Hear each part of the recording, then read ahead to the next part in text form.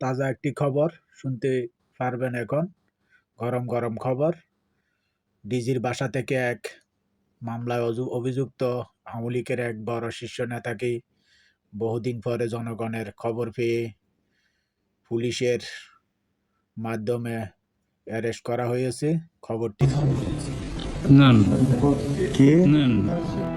এক অংশের উপরের চিধাম ডিজির বাসায় আওয়ামী লীগের শিল্প ও বাণিজ্য বিষয়ক উপকমিটির সদস্য আলী হোসেন শিশিরকে লুকিয়ে রাখা হয়েছিল।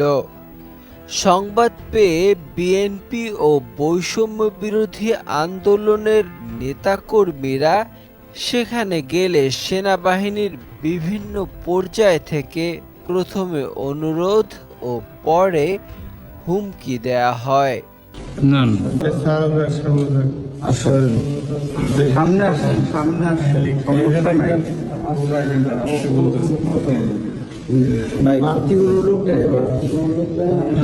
বলেন মহিলা বন্ধ করে আপনি না বলেন, আমাদের সাথে বলেন।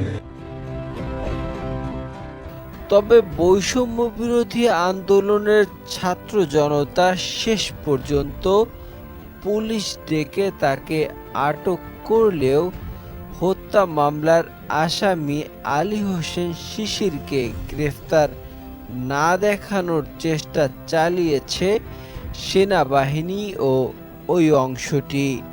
এদের অনেকে সেনাপ্রধান জেনারেল ওয়াকারের বিশেষ সহকারী পরিচয়ে ছাত্রদের হুমকি দেন।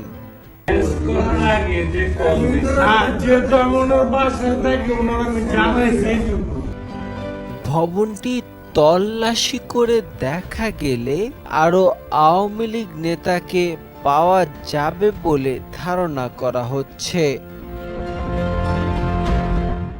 গতকাল রাতে এক গোপন সংবাদের ভিত্তিতে আওয়ামী লীগের কেন্দ্রীয় শিল্প ও বাণিজ্য বিষয়ক উপকমিটির সদস্য আলী হোসেন শিশিরকে বসুন্ধরা কে ব্লকের একটি বাসা থেকে বৈষম্য বিরোধী ছাত্র আন্দোলনের নেতারা পুলিশের সহযোগিতায় দীর্ঘ 5 ঘন্টার প্রচেষ্টায় গ্রেফতার করে।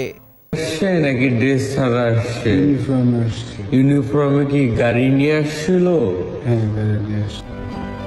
দ্রুত এসএসএফ এর ডিজিকে অপসারণ সহ সেনাবাহিনীর উচ্চ পদস্থ কর্মকর্তাদের যারা আওয়ামী লীগের ঘনিষ্ঠ সকলকে বহিষ্কার না করলে বৃহত্তর আন্দোলনের ডাক দেওয়ার হুমকি দিয়েছে ছাত্র আন্দোলনের নেতাকর্মীরা।